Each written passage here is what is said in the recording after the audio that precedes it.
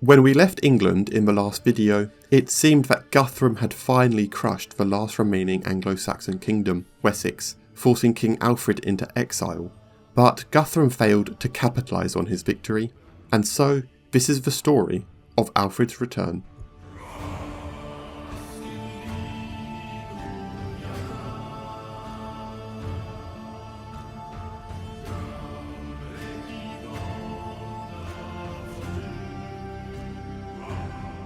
Alfred fled in the marches of Somerset to the village of Æthelflæd.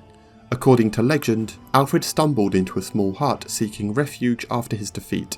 The king, wearing drabby robes, covered in mud, and without his crown, was mistaken for a commoner by the old woman who lived there. She said that he could stay in her hut for a while, but he must watch her oven, as she was cooking small cakes. Alfred agreed, but tired from the battle, quickly fell asleep.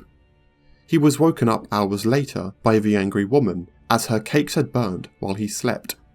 In remembrance of his story, there's a species of small black charcoal-looking fungi that grow on branches, called Alfred's cakes. During his months in Æthelflæd, he quietly reformed a small army, waging a guerrilla war against the Vikings before calling all good Christians to his banner. The armies of 3 nearby counties flocked to his aid: Wiltshire, Somerset, and Hampshire. To help understand what this army would be, we need to very briefly look into just how Anglo-Saxon armies were organised around this time, as they would be reformed later on. In addition to tax obligations, Anglo-Saxon towns had to field a militia whenever required by their local lord. This militia was known as a fyrd, and would consist of a core group of well-armed and equipped aristocratic warriors known as thanes, along with free-men peasants who often brought little more than a spear and shield on campaign. These militias would march to defend against small Viking raids in their local area, yet could also be summoned by the king to form part of a larger army. There were severe penalties to any lord whose towns failed to provide the required fyrd when called upon. As Hampshire, Somerset and Wiltshire were all under the Kingdom of Wessex, it tells us that despite his absence, he retained authority in his kingdom, and his people and nobles still followed him.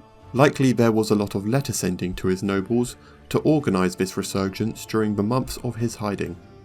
Once his army was reformed with the fyrds of Wessex, he went on the offensive, resulting in the Battle of Edington in May of 878. We don't know what happened during this battle, but the Wessexians somehow won, forcing the Vikings led by Guthrum into retreat. They fled to the city of Chippenham, where they were besieged and eventually surrendered. Guthrum agreed to a treaty as part of this surrender. He adopted Christianity, agreed to leave Wessex forever, and also agreed to divide what remained of Mercia with Alfred. Importantly for Alfred, the former Mercian city of London was to be his, granting him the wealth of the mints located there. Guthrum would take the title King of East Anglia in order to show his Christianisation and acceptance of their agreement, and the areas now firmly under Dane hegemony became known as the Danelaw. Small raids would continue from the Danelaw throughout the 880s, but never to the same extent as Guthrum's Halfdans or Ivars. Finally, at last, there seemed to be peace in southern England, and Alfred, now without any Vikings to fight, turned his attention elsewhere. After regaining power across the south and re-establishing London as a bustling city of commerce and trade, Alfred felt that he wasn't just king of Wessex. No, he was now king of all the Anglo-Saxon people. Thus he gave himself a new title, King of the Anglo-Saxons. He devoted himself to reforming his kingdom, ensuring that it would never again fall to outsiders, and leaving the framework for the Kingdom of England to appear only a few decades later.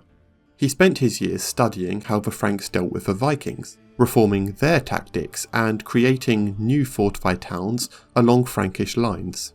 He established a small fleet of ships able to respond quickly to Viking incursions, along with a small but highly mobile and professional standing army which was far better at combat than the old fyrd system that relied on conscription of spear-armed peasants.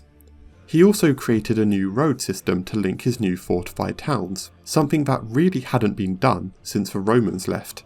He also codified the legal system of Wessex, creating the Doom Book, writing off many archaic laws that he believed were useless in his time, but were simply observed due to tradition. Although legal experts have since come to the conclusion that the Doom Book is largely a difficult to use and often contradictory mess of biblical, Anglo-Saxon tradition and newly created laws. After fending off another large-scale Viking threat in the 890s, Alfred died, aged about 50 years old, in 899 from what is believed to have been a lifelong battle with Crohn's disease. Despite never being King of England, Alfred's legacy is so great that, well, he's the only monarch in English history to have the title of the Great. He was a complex man, whose failures are strangely as relevant as his victories. After all, the greatest folk story about him relates to him hiding in a hut and burning cakes. In addition, he's often regarded to be the first English king, with even the modern royal family liking to hail their blood lineage to Alfred. If you Google first English king, you're likely to find him listed, even though there was no Kingdom of England during his time. His successors likely recognise that despite them actually creating the Kingdom of England, they were just finishing up work that he started, although that's a video for a later date. Thanks for watching. Be sure to like and subscribe for more great historical content, and if you're feeling extra generous, there is a Patreon linked in the description below.